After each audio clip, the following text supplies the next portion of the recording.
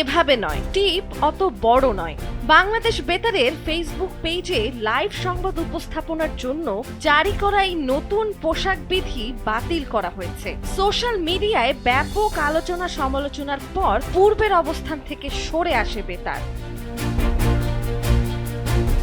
বার্তা বিভাগের নির্দেশনা অনুযায়ী নারী উপস্থাপকদের শাড়ি বা সালোয়ার কামিজের সঙ্গে নির্দিষ্টভাবে ওড়না পরা, বড় টিপ ব্যবহার না করা এবং এক পাশে ওড়না না নেওয়ার কথা বলা হয়। একই সঙ্গে পুরুষ উপস্থাপকদের জন্য ফুল হাতা শার্ট ও টাই বাধ্যতামূলক করা হয়। পাশাপাশি টি শার্ট ও গেঞ্জি পরিধান সম্পূর্ণভাবে নিষিদ্ধ করা হয়।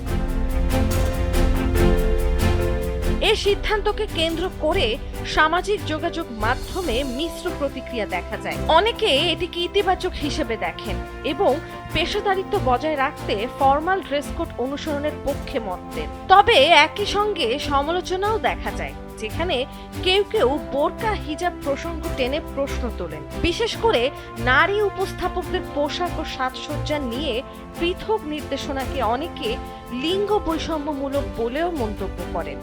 তাদের মতে সংবাদ উপস্থাপনার মূল মানদণ্ড হওয়া উচিত পেশাদারিত্ব, ভাষা ও উপস্থাপনার দক্ষতা, ব্যক্তিগত পোশাক নয়। ব্যক্তি কটূক্তি ও তর্ক বিতর্কে পুরো কমেন্ট সেকশনও গরম হয়ে ওঠে। এ নিয়ে ক্রমশ সমালোচনা বাড়তে থাকলে বিতর্কের মুখে শেষ পর্যন্ত বাংলাদেশ বেতার আগের ড্রেস কোড নির্দেশনা প্রত্যাহার করে।